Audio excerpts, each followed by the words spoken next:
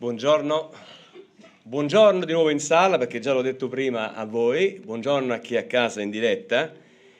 Iniziamo questo culto oggi con un versetto dal Salmo 107 che è il versetto 43 e dice: chi è saggio osservi queste cose e consideri la bontà del Signore. Non ci troviamo con i versetti? Non fa niente, lo leggo io. Chi è saggio osservi queste cose e consideri la bontà del Signore. Allora, qual è la bontà del Signore? La bontà del Signore è in tutto quello che Lui fa per noi. Anche per questa domenica che ci siamo svegliati, abbiamo avuto l'opportunità di essere in sala. Questa è la bontà del Signore. La bontà del Signore sta nella sua salvezza, data attraverso Gesù. La bontà del Signore è in tutto quello che noi ricerchiamo nella sua parola.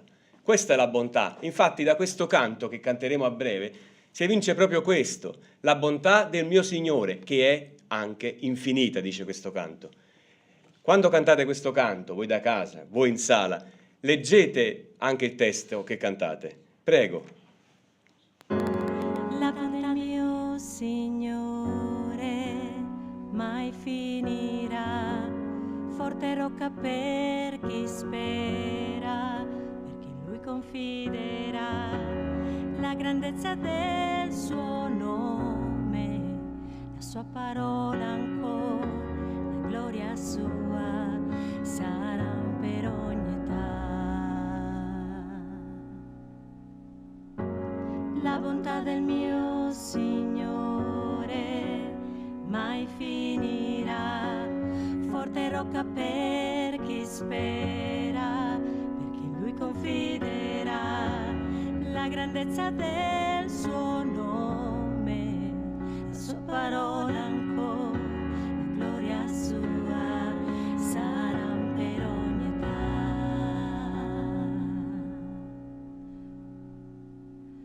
Tu sei il Dio del cielo, il principio e la fine, e sul trono tuo siedi eccelso Re, rimarrai nelle difficoltà, sul tuo trono Dio, e chi temerò.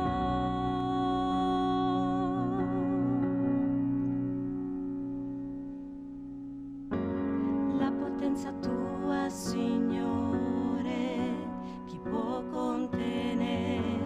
Loderemo il tuo nome, per sempre o nostro Re, degno sei di ogni onore, tutto a te noi doniamo. Tu sei il Dio, nessuno è come te. Tu sei il Dio del cielo, il principio e la fine, e sul trono tuo siedi eccelso Re,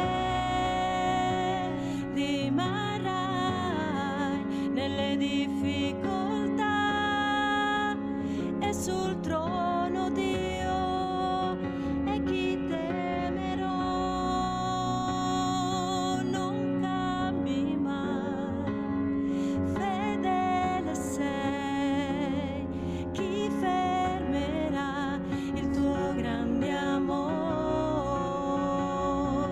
Non cambi mai, fedele sei, chi fermerà il tuo grande amor?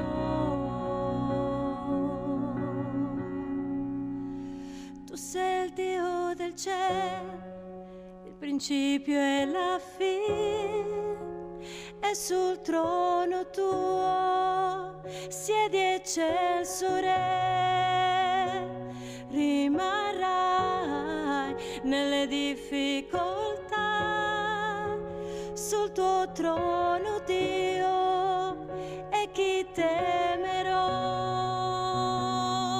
Non cambi mai, fedele sei, chi fermerà il tuo grande amore?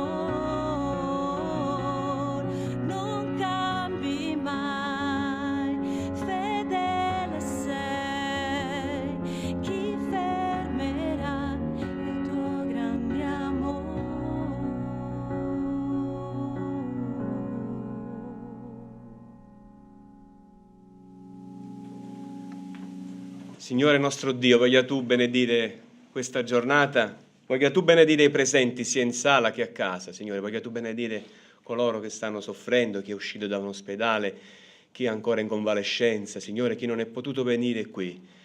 Voglia tu benedire la tua parola, Signore, che è diffusa in tutto il mondo, che è diffusa in tutto il Friuli, l'Italia, Signore. Voglia tu fermare, Signore, questa guerra e la mano potente, Signore, dell'uomo malvagio, Signore. Benedici però, Signore, il nostro culto e sia fatto tutto nel tuo nome. Amen. Vi leggerò un salmo, abbiamo un problema tecnico con i versetti, quindi ve lo leggerò io. Saldo è il mio cuore, Dio, saldo è il mio cuore. Voglio cantare inni, anima mia, svegliatevi, arpa e cetera, voglio svegliare l'aurora. Ti loderò tra i popoli, Signore, a te canterò inni tra le genti, perché la tua bontà è grande fino ai cieli e la tua verità fino alle nubi. Innalzati, Dio, sopra i cieli, su tutta la terra la tua gloria. Perché siano liberati i tuoi amici, salvaci con la tua destra e ascoltaci. Dio ha parlato nel suo santuario. Esulterò, voglio dividere Sichem e misurare la valle di Succot. Mio è Galaad, mio Manasse. Efraim è l'elmo del mio capo. Giuda è il mio scettro. Moab è il catino per lavarmi. Sull'Idumea getterò i miei sandali, sulla Filistea canterò vittoria. Chi mi guiderà alla città fortificata? Chi mi condurrà fino all'Idumea? Non forse tu, Dio, che ci hai respinti e più non esci, Dio, con i nostri eserciti? Contro il nemico portaci soccorso, poiché vana è la salvezza dell'uomo. Con Dio noi faremo cose grandi, ed egli annienterà chi ci opprime. Amen. In questo Salmo di Davide si evince il desiderio forte di cantare le lodi al Signore. Lo vediamo proprio quando dice voglio cantare inni, anima mia. Vuole cantare con tutta l'anima. Questo desiderio dovrebbe accompagnare un po' tutti i credenti, dovrebbe accompagnare tutti noi per festeggiare il Signore, perché oggi è una festa, oggi è la sua festa, è la festa del Signore. Perché dobbiamo lodare Dio? La domanda che dobbiamo porci, perché Dio è degno di lode, perché la nostra mano forte, lo dice anche il Salmo che abbiamo appena letto, perché la nostra salvezza, perché la nostra guida spirituale. È il versetto 14, Dio dice che con Dio faremo cose grandi. Prego.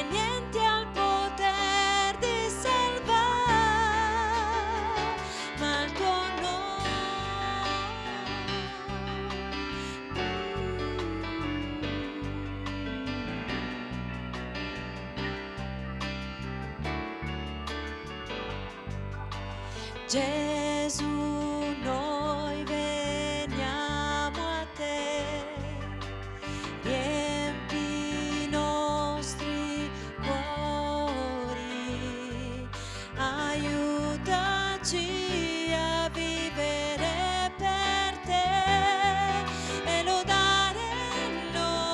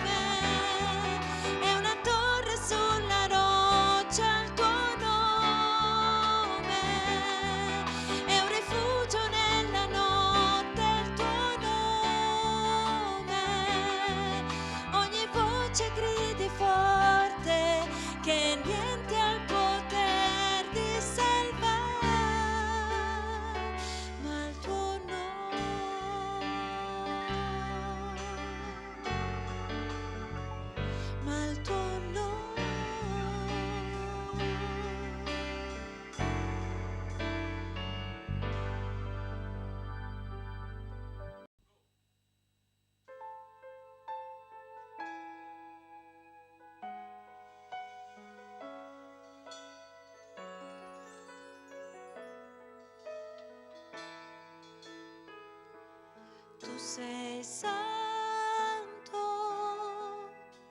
santo, nessuno è come te. Tu sei santo, santo, gloria ed onore a te. Tu sei santo, santo, nessuno è come te. Tu sei santo, santo, gloria ed onore a te. Io canterò le tue lodi, sempre ti adorerò.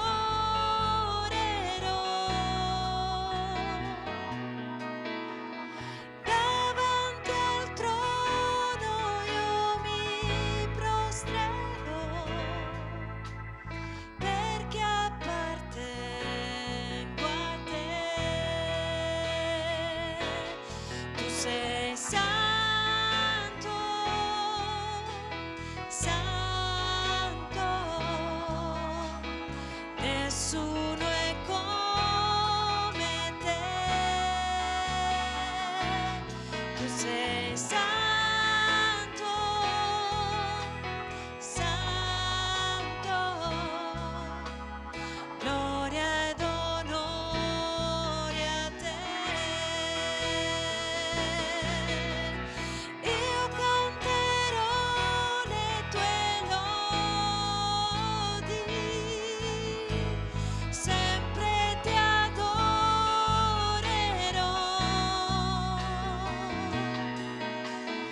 Davanti al trono io mi prostrerò,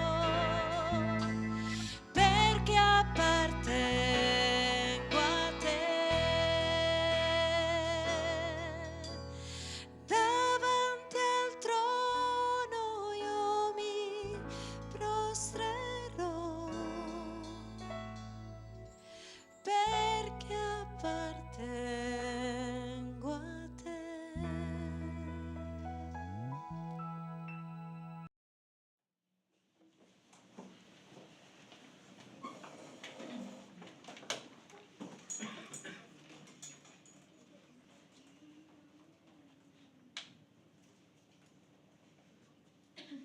Signore, ti adoriamo questa mattina perché sei un Dio santo, un Dio che è venuto a noi, è venuto incontro al nostro peccato attraverso la redenzione del Signore Gesù. E quel giorno al Golgota la cortina è stata stracciata dall'alto verso il basso, proprio perché la tua santità veniva a noi e in quella circostanza c'era il sangue, c'era il sacrificio di tuo Figlio che metteva in relazione te con noi. Grazie Signore perché attraverso l'atto del tuo Figlio siamo stati riconciliati a te, possiamo entrare alla tua presenza, non c'è più quella separazione, possiamo parlare con te e ascoltare te Signore. Puoi ascoltare le nostre angosce, puoi ascoltare il nostro dolore, puoi anche rialzare, Signore, i nostri volti verso di te, puoi dare forze allo stanco, Signore, puoi dare fiducia Sì, Signore. che tu porti avanti la tua opera nelle nostre vite. Sì, Signore. Anche la nostra salvezza trova una custodia, una cassaforte blindata nella quale può stare salda e sicura. Grazie, Padre. Pertanto, Signore, siamo nella gioia questa mattina, Amen. siamo come popolo davanti a te questa mattina, Alleluia. siamo qui per adorare e benedire il tuo nome, Signore. Gloria a te, Signore. Che la tua parola anche quest'oggi possa produrre il suo effetto benefico Amen. nelle nostre vite, Signore, che il tuo Spirito possa muoversi, agire, lasciarlo operare in ciascuno di noi. Alleluia. In questo ti ringraziamo, Grazie. Signore, perché anche questo è un dono tuo, il dono del Consolatore, che dirti ancora grazie, Signore, Grazie, nel nome di Padre. Gesù. Amen. Alleluia.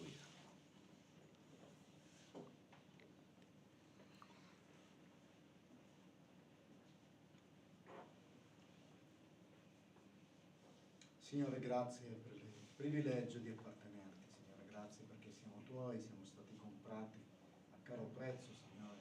Tu hai pagato il nostro debito, ci hai riscattati e ci hai trasportati nel tuo regno, Signore. E ora ti apparteniamo e possiamo venire alla tua presenza direttamente grazie a quel sacrificio, Signore, su quella croce, su quel legno dove hai inchiodato il nostro peccato. Così ti lodiamo questa mattina, ti adoriamo, ti ringraziamo perché sei il nostro Re, sei il nostro Signore, sei il nostro Redentore. A te va la lode, l'onore e la gloria. Amen. Amen. Amen.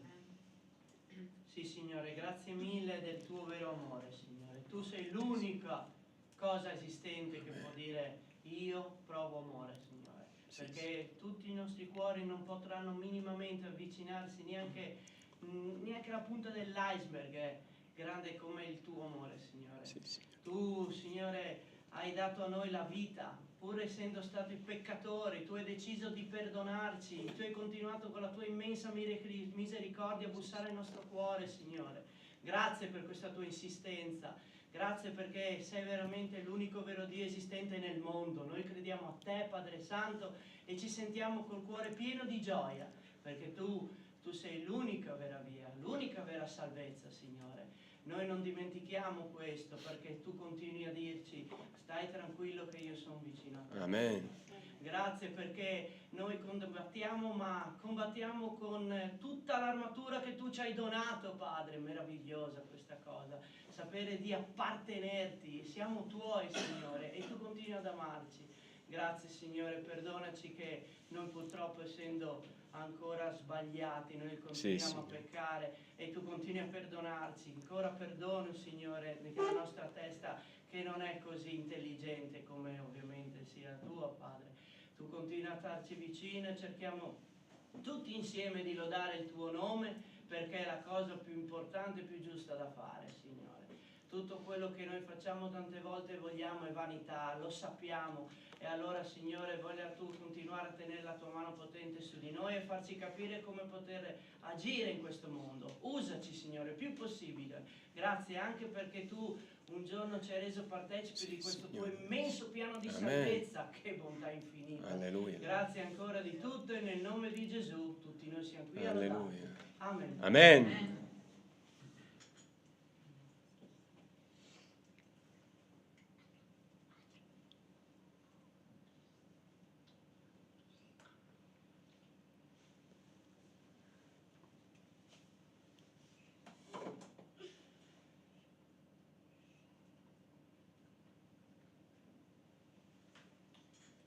Signore Gesù, grazie perché ci hai dato la possibilità di appartenerti, grazie perché questa non era una cosa scontata, il fatto che tu sei venuto sulla terra, Sì, sì. sei morto per noi e ci hai comprato con un caro prezzo, Signore.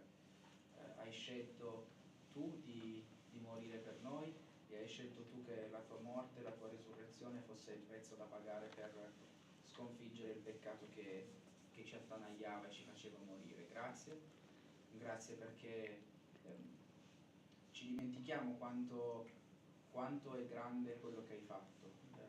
Siamo abituati a vivere in un mondo dove l'infame, il disprezzato, l'oltraggiato sono messi da parte, sono messi agli angoli della società, lasciati e abbandonati, Signore, mentre tu non ci hai messo nell'angolo del mondo, ma sei venuto a prenderci e sei morto per noi, per prenderci anche se eravamo attanagliati dal peccato, Signore. Grazie per questo e grazie, Signore, perché ci darai la possibilità di passare l'eternità con te.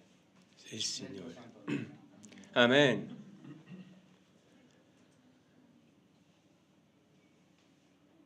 Lode, Signore. Lode Lode al tuo santo nome. Lode, Signore, per le preghiere ascoltate, Signore. Il tuo popolo, Signore, questo è il tuo popolo che innalza il tuo nome per la tua bontà, per le tue misericordie, Signore. Alleluia. Amen.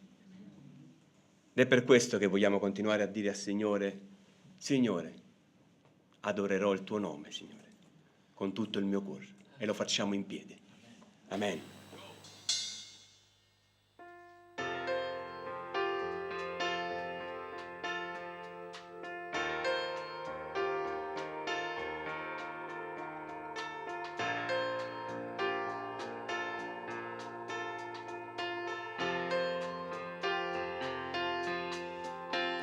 Adorerò con tutto il mio cuore, loderò te con la forza che ho, ogni giorno cercherò te, le tue vie io seguirò, do a te tutta la lode, do a te l'adorazione, solo te voglio adorare, solo tu sei degno di lode.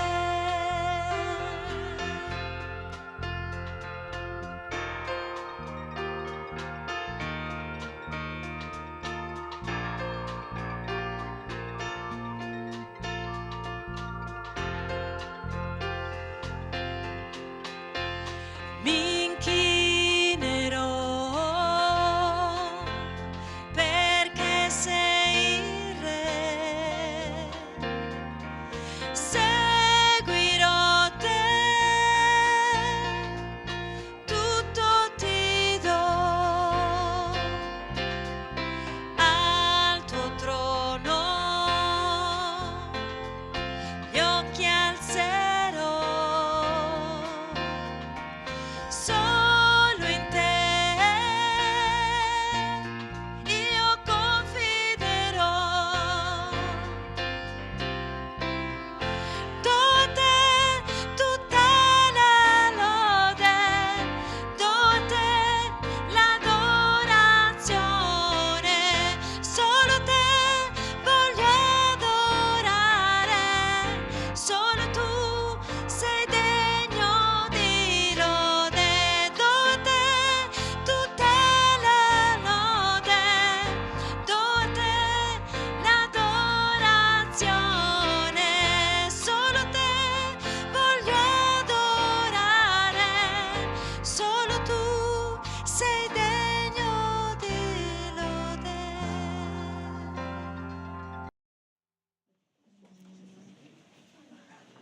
Solo tu sei degno di lode, Signore. Ed è per questo che ti chiediamo, Signore, di benedire le parole che hai messo nel cuore del fratello Vito, che ascolteremo a breve, Signore.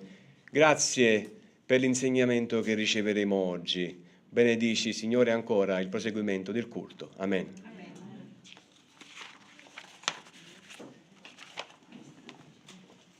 Le maestre in classe. La maestra in classe con gli alunni, non da sola,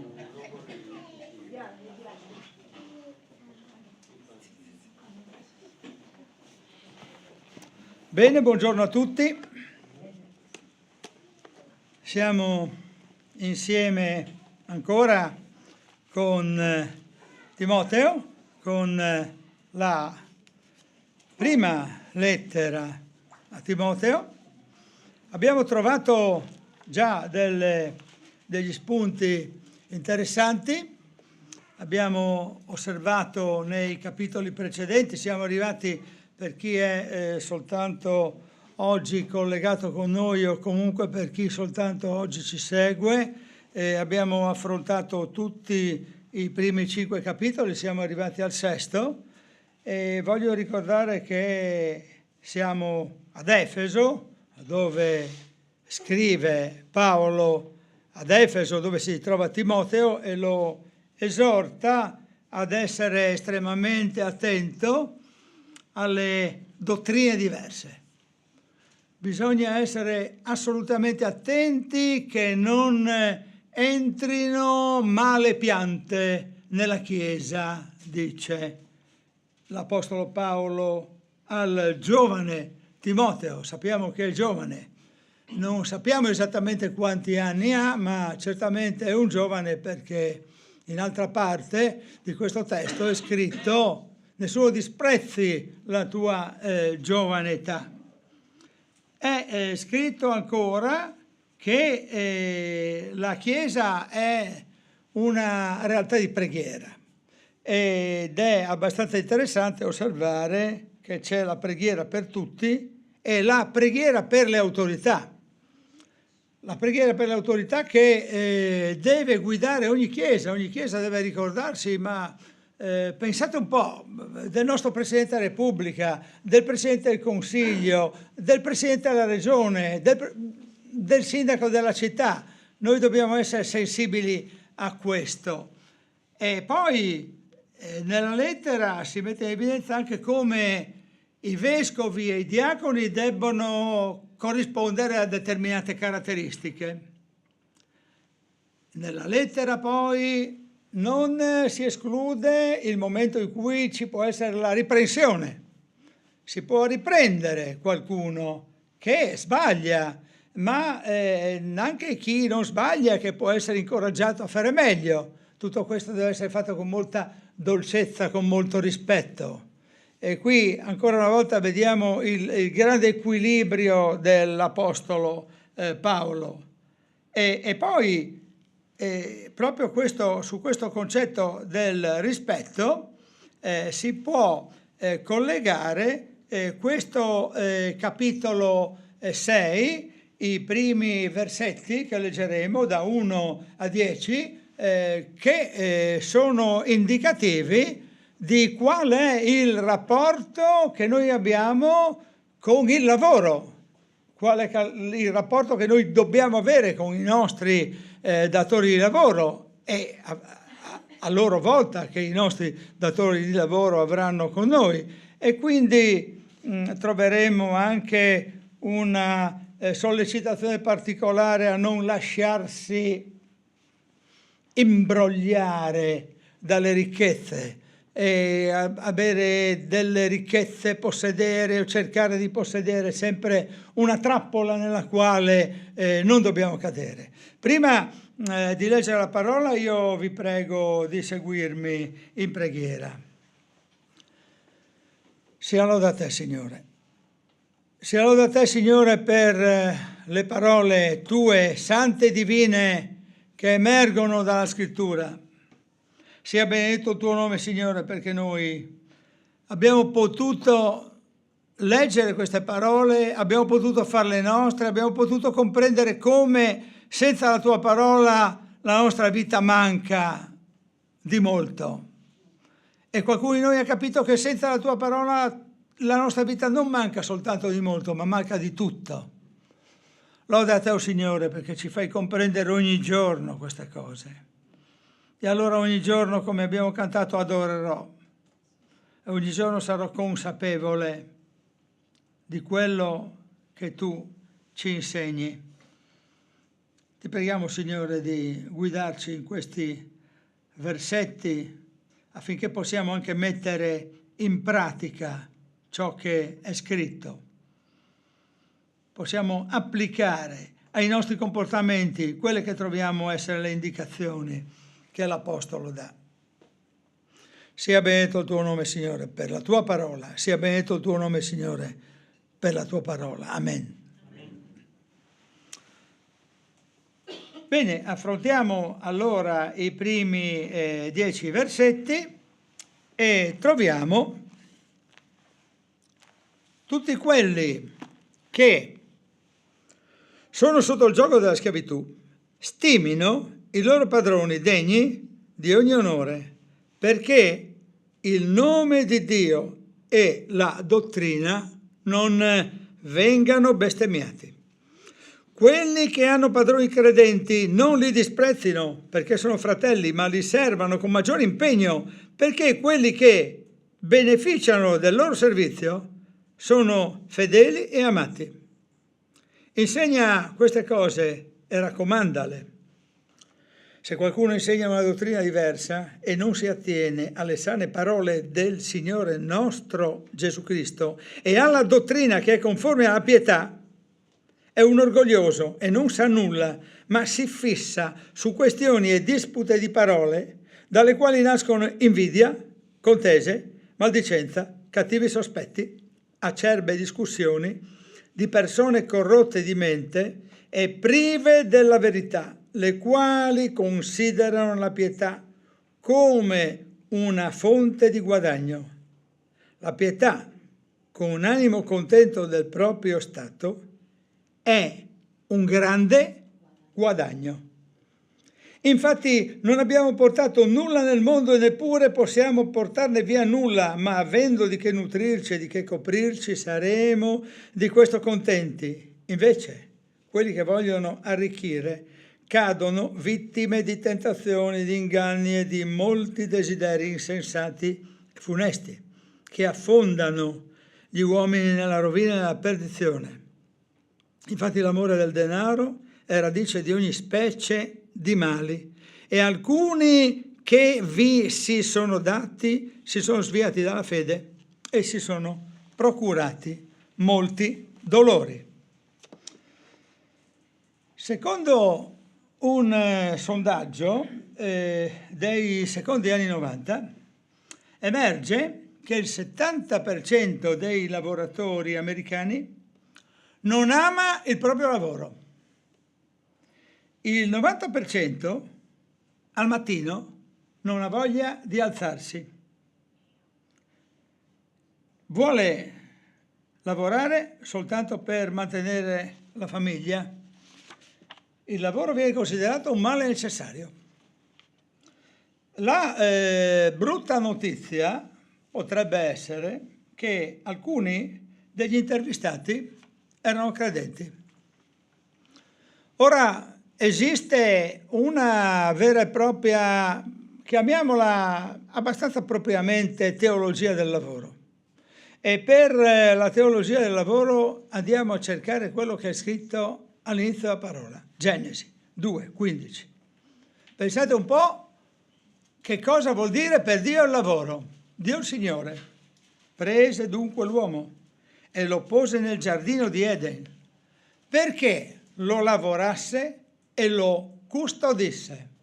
Il Signore all'inizio dei tempi della storia ha dato all'uomo un compito, quello di lavorare, di custodire il lavoro. Prima del peccato il lavoro era già stato attribuito dunque all'uomo, assegnato prima della caduta, pianificato. Il peccato ha reso il lavoro maledizione, ma il lavoro non è maledizione, è progetto. Per il credente il lavoro è un impegno sacro. Tutto quello che fa il credente lo fa in relazione con Dio. Quindi potremmo dire che non esiste una domenica gioiosa e poi basta. Invece tutta la settimana non deve scandire la differenza che c'è tra la vita secolare e quella cristiana. C'è insomma una continuità e questa continuità la dobbiamo fare nostra. C'è un pensatore del 1500 che è anche un iniziatore della riforma protestante. Sto parlando di Martin Lutero. Sentite un po' che cosa scrive. Non c'è differenza tra operai, principi e vescovi, tra religiosi e laici. Tutte le professioni sono dirette al bene della comunità, promuovono il benessere del corpo e dell'anima, proprio come tutti gli organi del corpo si servono a vicenda. Peraltro, il cristiano deve dimostrare la sua identità sul posto del lavoro. Bisogna mettere in pratica quello che dice Gesù in Matteo 5,14, siamo città posta sopra il monte, e la città posta sopra il monte illumina, e quindi il credente nel posto di lavoro deve in un certo senso illuminare. Il nostro modo di lavorare porta onore a Dio, o può portare anche disonore. È opportuna un'etica biblica nel mondo del lavoro. Il brano che abbiamo letto parla di schiavi. Ora, noi dobbiamo capire che cos'era la schiavitù nei tempi antichi. E per capirlo andiamo per esempio in Esodo e vediamo al capitolo 21 che la schiavitù durava 6 anni e gli schiavi, se maltrattati, potevano godere della liberazione. Esodo 21. Esodo 21 ancora, i diritti religiosi degli schiavi, la salvaguardia dei loro diritti, il riposo del sabato. Esodo 41, è punito l'omicidio dello schiavo. Deuteronomio 23, la protezione. Il Nuovo Testamento aggiunge nuove tutele e nuove sicurezze. Ci sono gli abusi dei padroni, ma la parola di Dio non accetta mai la logica degli abusi. L'abolizione della schiavitù, che rimane in un contesto sostanzialmente moderno, per non dire contemporaneo, è un ambito di riflessione che ci fa venire in mente che la Bibbia in un certo senso tuteli coloro che schiavizzano, ma non è vero. La Bibbia mette in evidenza che non ci devono essere sfruttamenti, che non ci devono essere abusi nei confronti dei servitori, perché lo schiavo tutto sommato è un servitore. Il cristianesimo ha contribuito a mettere fine agli abusi e alle ingiustizie. Il doulos, lo schiavo, sostanzialmente deve essere letto come un sottoposto e quindi naturalmente noi troviamo anche che lo schiavo qualche volta, il servitore, viene considerato il servo inutile, come scrive Luca al capitolo 17. Ma se noi guardiamo strettamente il capitolo 6, osserviamo quello che abbiamo trovato. I padroni non credenti sono degni di ogni onore e anche i padroni credenti addirittura sono degni di un onore in più. Noi dobbiamo onorare i nostri padroni, i nostri datori di lavoro non credenti.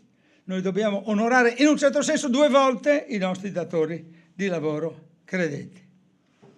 Abbiamo trovato sempre nella prima lettera a Timoteo che c'è un onore dovuto alle vedove, onore agli anziani, ora ai padroni.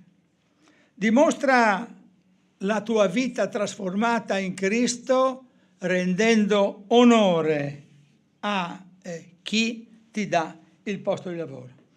I credenti hanno la responsabilità di dimostrare la loro fede sul posto di lavoro, un giusto atteggiamento, una buona qualità del lavoro sono requisiti per predicare un Vangelo credibile. È più facile qualche volta fare delle affermazioni bibliche che non mettere in pratica un Vangelo credibile e su questo dobbiamo vigilare. Servitori credenti dei padroni credenti. Vi aspettate un privilegio speciale? No. Dovete un rispetto ancora più attento. quei padroni sono fedeli e amati. Anche in Efesini c'è un richiamo in questo senso. Andiamolo a cercare. Al capitolo 6. I versetti sono tra il 5 e l'8. Servi, ubbidite ai vostri padroni, secondo la carne, con timore e tremore, nella semplicità del vostro cuore, come a Cristo, non servendo per essere visti, ma come per piacere agli uomini, ma come servi di Cristo. Fate la volontà di Dio, di buon animo, servendo con benevolenza, come se serviste il Signore e non gli uomini, sapendo che ognuno, quando abbia fatto qualche bene, ne riceverà la ricompensa dal Signore, servo o libero che sia. Fa il paio con questi versetti Colossesi, il capitolo 3. I 22 e 25 sono i versetti ai quali vi rimando. Servi, ubbidite in ogni cosa ai vostri padroni, secondo la carne, non servendoli soltanto quando vi vedono, ma come per piacere agli uomini, ma con semplicità di cuore, temendo il Signore. Qualunque cosa facciate, fatela di buon animo, come per il Signore e non per gli uomini, sapendo che dal Signore riceverete la ricompensa, l'eredità. Servite Cristo il Signore.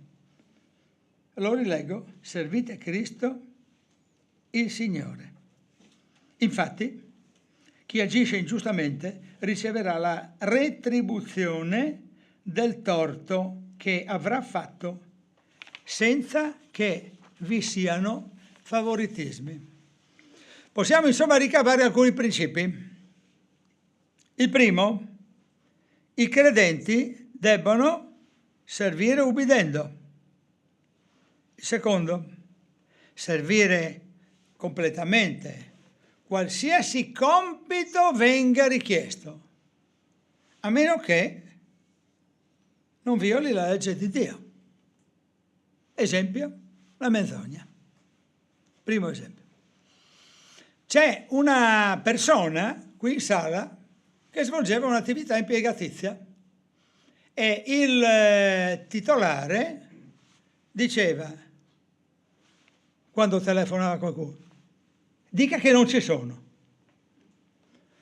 Questa persona ha avuto il giusto coraggio di dire al proprietario di questa azienda, guardi, questo va contro la mia coscienza, non mi faccia dire per piacere questo. Si può dire che lei è veramente occupato, è seriamente occupato, che lei non può parlare al telefono. Non c'è, è più facile. Questa affermazione fatta da questa persona al titolare l'ha accreditata questa persona, non è stata disprezzata dal titolare. Servite, ubbidite in ogni cosa, a meno che il titolare non mi chieda di correre a 100 all'ora per Viale Trieste.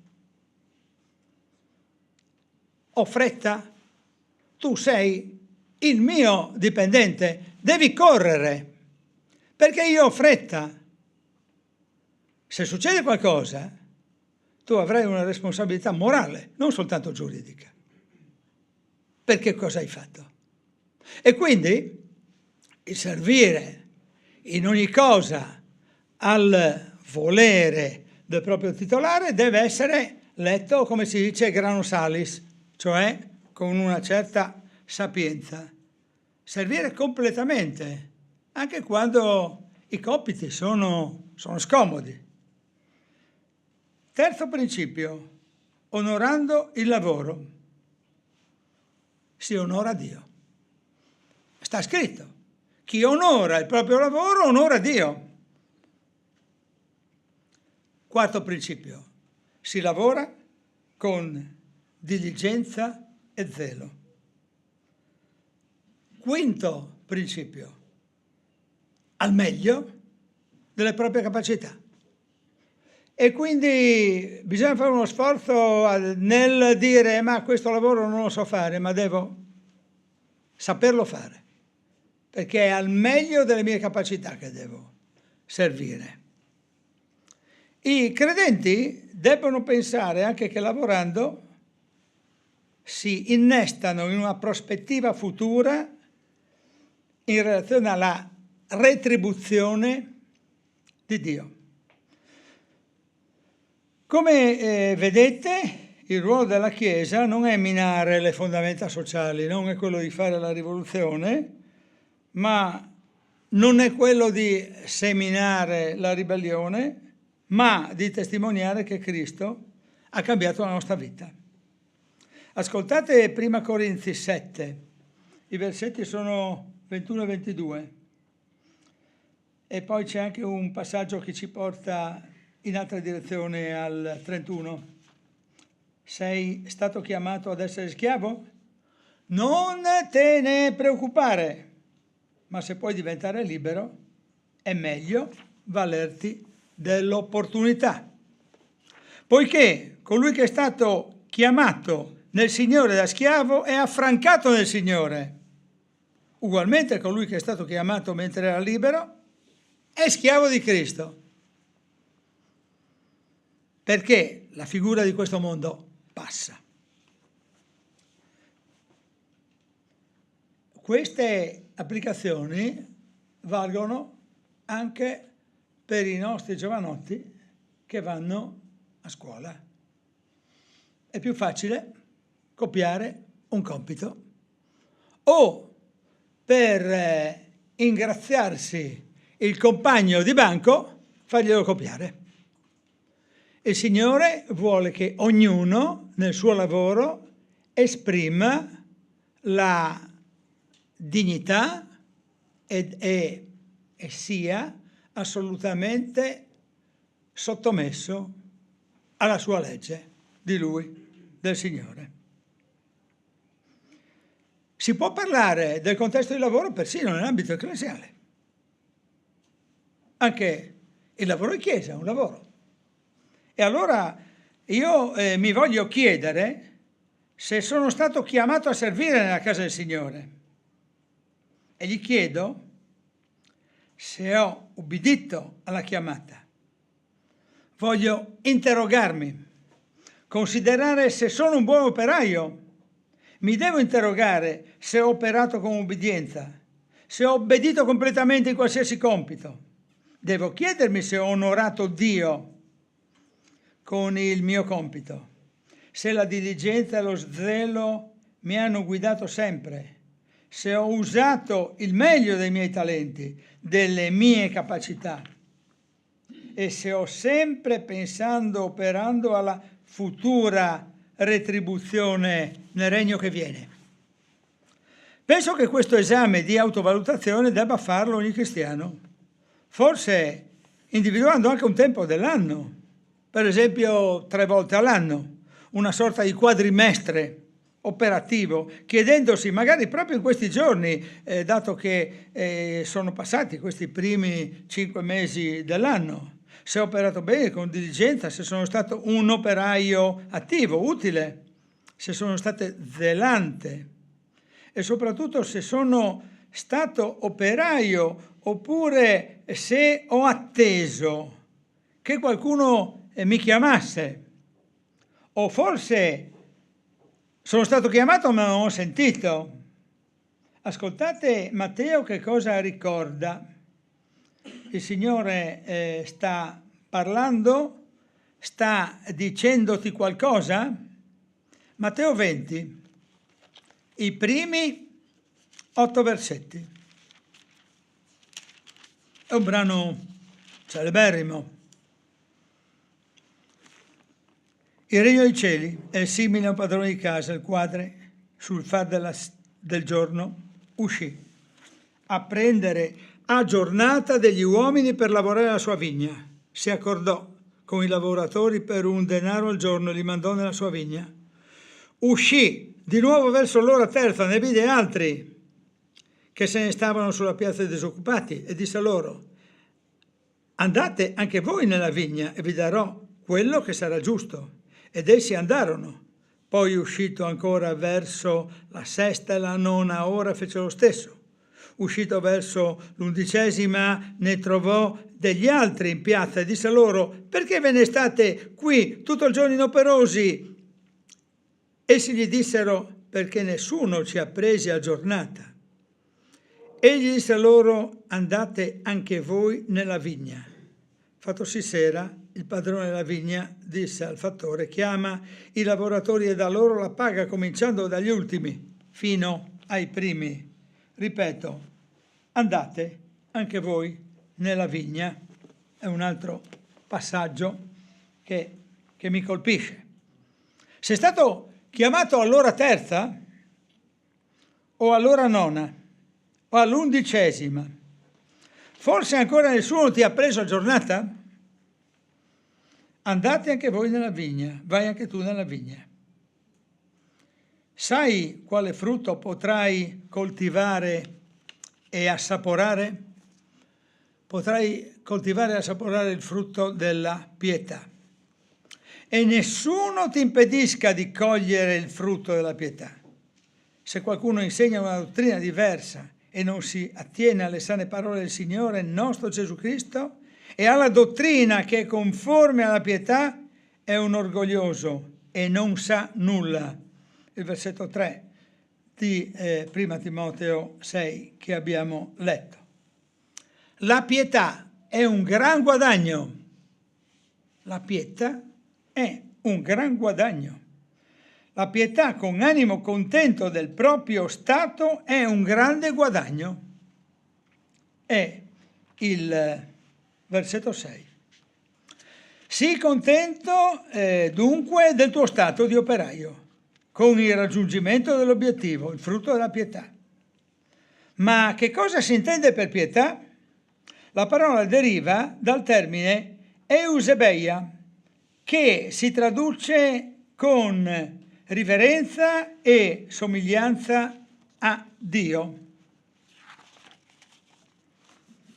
In 1 Timoteo abbiamo trovato, capitolo 2, versetto 2, l'Apostolo dice di pregare per le autorità affinché possiamo condurre una vita tranquilla, quieta, in tutta pietà e dignità. In 1 Timoteo, siamo sempre al capitolo 2, versetto 10, si parla delle donne che professano la pietà, che fanno professione di pietà, che devono vestirsi di opere buone. Vi ricordate che abbiamo affrontato questo problema? In 1 Timoteo, al capitolo 3, al versetto 16, senza dubbio, grande è il mistero della pietà. Pensate al mistero della pietà, cosa vuol dire? Colui che è stato manifestato in carne, chiaramente stiamo parlando di Gesù Cristo, è stato giustificato nello Spirito, è apparso agli angeli, è stato predicato tra le nazioni, è stato creduto nel mondo, è stato elevato in gloria. Ancora 1 Timoteo, capitolo 4, versetti sono tra 7 e l'8. Esercitati invece la pietà, perché l'esercizio fisico è utile a poca cosa, mentre la pietà è utile a ogni cosa, avendo la promessa della vita presente e di quella futura. Troveremo in 2 Timoteo 3,5: allontanati da coloro che sembrano aventi le apparenze della pietà, mentre ne hanno rinnegato la potenza.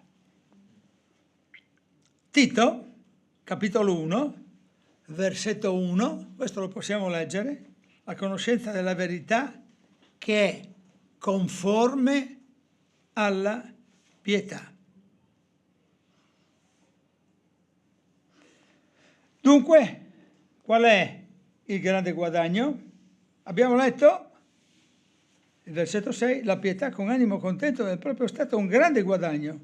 Il guadagno è la consapevolezza del suo grande mistero, che è stato manifestato in carne, è stato giustificato dallo Spirito, è apparso agli angeli, è stato predicato tra le nazioni, è stato creduto nel mondo, è stato elevato in gloria. Di fronte a quello che rappresenta la pietà, le ricchezze sono poca cosa. La riverenza verso Dio, la somiglianza a Dio contano più di ogni altra cosa. La vita cristiana deve essere improntata alla pietà, deve avere l'impronta, il timbro, che il Figlio di Dio è colui verso il quale noi dobbiamo comportarci con grande attenzione, con grande rispetto. E il Signore è il vero padrone della nostra azienda, noi siamo Suoi amici, collaboratori, sacerdoti, ma non dimentichiamo, siamo i Suoi dipendenti e stiamo attenti di non essere considerati servi inutili. Dipendenti stipendiati molto bene. Se non ce ne siamo accorti, il nostro stipendio è molto buono. Possiamo essere attenti al nostro stipendio con il Salmo numero 46. Andiamo a cercare il Salmo numero 46 e verificare se è veramente questo lo stipendio che noi possiamo ricevere dal Signore per l'esercizio della nostra pietà. Dio è per noi un rifugio e una forza, un aiuto sempre pronto nelle difficoltà. Perciò non temiamo se la terra è sconvolta, se i monti si smuovono in mezzo al mare, se le acque rumoreggiano, schiumano e si gonfiano, facendo tremare i monti. C'è un fiume i cui ruscelli rallegrano la città di Dio, il luogo santo della dimora dell'Altissimo. Dio si trova in essa, non potrà vacillare. Dio la soccorrerà al primo chiarore del mattino. Le nazioni rumoreggiano, i regni vacillano, egli fa udire la sua voce, la terra si scioglie, il Signore degli eserciti è con noi. Il Dio di Giacobbe è il nostro rifugio. Venite, guardate le opere del Signore, egli fa sulla terra cose stupende, fa cessare le guerre fino all'estremità della terra, rompe gli archi, spezza le lance, brucia i carri da guerra. Fermatevi, dice, e riconoscete che io sono Dio. Io sarò glorificato fra le nazioni, sarò glorificato sulla terra. Il Signore degli eserciti è con noi. Il Dio di Giacobbe è il nostro rifugio. Alcuni punti di questa scheda che indicano quanto il nostro stipendio sia buono. Il primo punto del nostro riferimento: Dio è per noi un rifugio e una forza.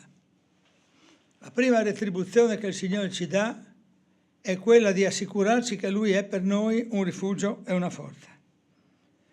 Il secondo punto di questo schema è un aiuto sempre pronto alle difficoltà. Noi avremo delle difficoltà, ma Lui continuerà a essere il nostro aiuto. Nella nostra tabellina c'è scritto anche questo. Perciò non temiamo se la terra è sconvolta. Terzo punto. Non abbiamo paura anche se la terra è sconvolta, perché la terra può essere anche sconvolta. La sua vicinanza. Il versetto numero 7 dice che il Signore degli eserciti è con noi. E anche questo troviamo nella nostra scheda che accompagna la nostra retribuzione. Qualche volta possiamo non vederlo, qualche volta possiamo considerare che lo vedremo più avanti, ma il Signore spezza gli archi, le lance, brucia i carri da guerra. Eppure non sembra, ma è così, perché questa è una promessa, e le promesse che fa il Signore sono certezze. I carri da guerra saranno bruciati, è solo questione di tempo, anche se vediamo che questo non succede in questo momento. Quindi il Signore è sempre pronto nelle difficoltà che noi affrontiamo in ogni momento della nostra vita. Dipendenti pagati con il suo salario e nessuna rivendicazione ci appartiene. Non abbiamo diritto all'aumento, la retribuzione la dà Lui quando vuole. Matteo 20,15. Non mi è lecito fare del mio ciò che voglio? O vedi tu di malocchio che io sia buono? Ma perché a Lui, a questo qui, le cose vanno sempre dritte e a me vanno sempre storte? Ti do la risposta del Signore? Non mi è lecito fare del mio ciò che voglio? O vedi tu di malocchio che il Signore è buono con Lui? E se la raccolta stipendiale non ti basta, ricordati che non abbiamo portato nulla al mondo e neppure possiamo portare via nulla. Capitolo 6, versetto 7. Quindi siamo contenti e non vogliamo per forza arricchire. Si tratta di un desiderio insensato che ti porta alla lunga a non capire i veri valori o addirittura c'è il rischio di smarrirsi, di perdersi, di procurarsi dolori e afflizioni. Un uomo voleva delle ricchezze, progettava il suo futuro e ha progettato il suo futuro utilizzando molti anni della sua vita, arricchendosi, e un giorno ha cominciato a dire: adesso riporrò nei granai questo, poi comprerò un campo, farò dell'altro. Il brano evangelico lo avete capito tutti. Stolto, stanotte morirai. Cosa ti porterai appresso? E quindi lavorare accontentandosi di quello che dà il Signore, che è molto, come abbiamo letto nel Salmo 46, e lavorare soprattutto comprendendo che il lavoro arricchisce anche, e chiaramente l'arricchimento è morale in questo contesto, luogo, ambito nel quale tu vivi. In Geremia 29,7 troviamo: cercate il bene della città dove vi ho fatti deportare e pregate il Signore per essa, poiché dal bene di questa dipende il vostro bene. In un certo senso siamo tutti deportati, anche noi udinesi che siamo nati qui, che ci siamo spostati da qui soltanto per andare in vacanza, che abbiamo avuto il privilegio di lavorare anche all'estero, ma soltanto per momenti di gloria proprio. Noi udinesi siamo deportati, come voi che venite dal Brasile, dalla Romania, eccetera, eccetera. Perché questa non è la nostra città. La nostra città è quella celeste. Quindi siamo tutti un po' colleghi a livello di deportazione. Il principio che noi troviamo in questa affermazione di Geremia 29 è che dobbiamo pregare per le autorità. Perché dobbiamo cercare il bene della città e quindi pregare per le autorità della città. Dobbiamo pregare per la città. Un altro principio, siccome Dio ti dice che devi pregare per la città nella quale sei deportato, è che, sai qual è la sorpresa? Dio ama questa città. Ogni tanto, guardando la mia città, la città dove sono nato e dove sono sempre vissuto, mi chiedo come faccia Dio a amare questa città. Allora io non lo dico da napoletano che potrebbe avere il dentino avvelenato o da torinese che non conosce, io lo dico da udinese. Come fa il Signore a amare una città come Udine? Dove c'è gente come me. E non sono neanche il peggiore, tutto sommato. Pensate un po'. Dio ama questa città. La mia domanda è, se Dio ama questa città, tu puoi amarla? O tu devi amarla? Rispondi a questa domanda.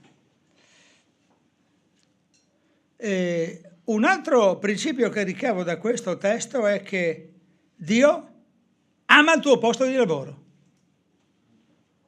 E se Dio ama il tuo posto di lavoro, tu devi amarlo il tuo posto di lavoro o devi odiarlo e considerarlo una maledizione, il male necessario per portare 4 soldi a casa per la tua famiglia? E un altro momento di riflessione che mi sollecita questo passo è che il tuo bene dipende dal suo. Pensa un po'. Perché dal bene di questa città dipende il vostro bene. Quindi tu dipendi dal bene della città, la tua città dipende dal bene. E che mi viene in mente poi quel brano in cui si dice che noi siamo di benedizione. Quindi noi possiamo benedire questa città, perché siamo di benedizione, ma possiamo benedire anche quell'altra città dove passiamo con la macchina perché stiamo recandoci da un posto all'altro. Possiamo essere di benedizione. E quando si è di benedizione si fa molte cose. Per esempio, dato che parliamo di posti di lavoro, ci si può adoperare per spegnere i fuochi. Siamo tutti pompieri. Non soltanto io e Gianni, che abbiamo fatto il servizio di vigile del fuoco alternativo al servizio militare, ma anche noi tutti che siamo qui dentro, uomini e donne, siamo pompieri. Con il compagno di banco che litiga con l'altro. E il pompiere non attizza il fuoco, il pompiere spegne. Con il tuo collega che litiga con l'altro e tu sei rimasto male, perché che ci vuole ad andare d'accordo? Però il Signore ti insegni com'è essere pompiere, perché il bene di questa dipende dal bene di questa, mi correggo per essere testuale, poiché dal bene di questa dipende il tuo bene. Preghiamo. Signore, insegnaci a essere dei buoni operai nella nostra città, nel nostro posto di lavoro, anche nel nostro posto di volontariato. Signore, insegnaci a essere buoni operai nella tua messe, nel tuo campo, Signore, dove c'è tanto da raccogliere. Signore, insegnaci che siamo tutti deportati. Grazie, Signore, perché tu ami questa città. Grazie, Signore, perché tu ami le nostre città, perché tu ami la Romania, l'Argentina e ogni paese del Sud America. Grazie, Signore, perché tu ami ogni regione del mondo. L'Ucraina, la Russia. Grazie Signore perché tu ami. Grazie Signore perché tu ci insegni che dal nostro impegno si può portare benedizione in questa città. Signore, insegnaci a spegnere i fuochi quando si accendono. Insegnaci come, Signore. La tua sapienza ci accompagni, Signore. Ti preghiamo, nel nome di Gesù Cristo, come servi utili, chiamati nelle diverse ore del giorno a servire. Ti preghiamo, Signore. Nel nome di Gesù Cristo. Amen.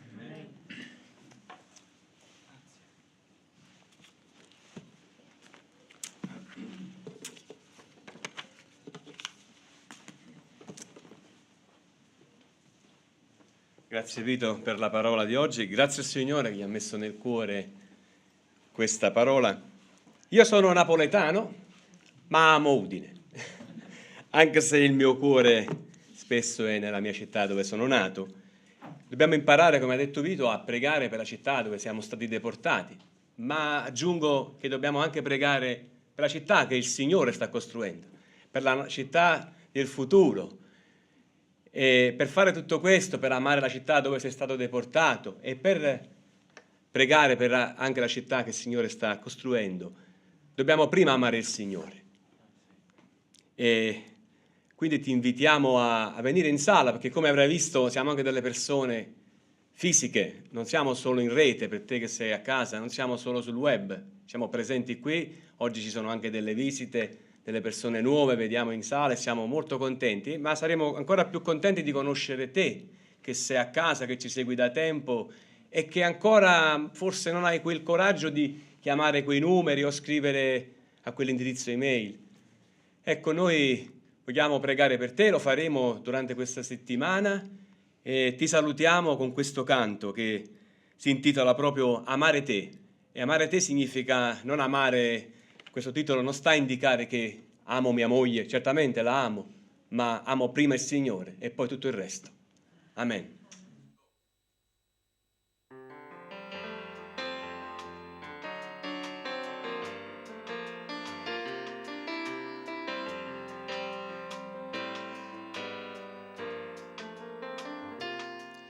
La ragione della vita è amare te, adorarti e servirti e lodarti, oh Dio.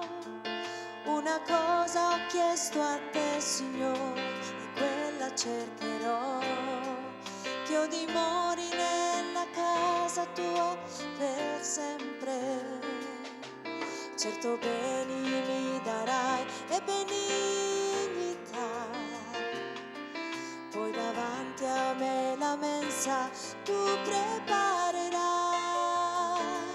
e con l'olio tuo mi ungerai, io traboccherò e per lunghi giorni nella casa tua vivrò, amare te, servire te, Signore, alzar le mani e lodare il nome tuo.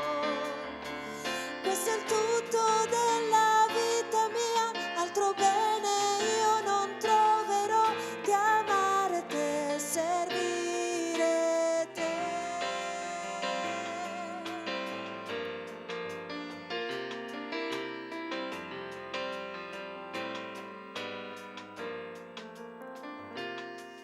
La ragione della vita è amare te, adorarti e servirti e lodarti, oh Dio. Una cosa ho chiesto a te, Signore, e quella cercherò, che io dimori nella casa tua per sempre. Certo beni mi darai e benignità, poi davanti a me la mensa tu preparerai e con l'olio tuo mi ungerai ed io tra traboccherò e per lunghi giorni nella casa tua vivrò, amare te, servire te, Signore, alzar le mani e lodare il nome tuo. Questo è il tutto della vita mia, altro bene io non troverò che amare te, servire te.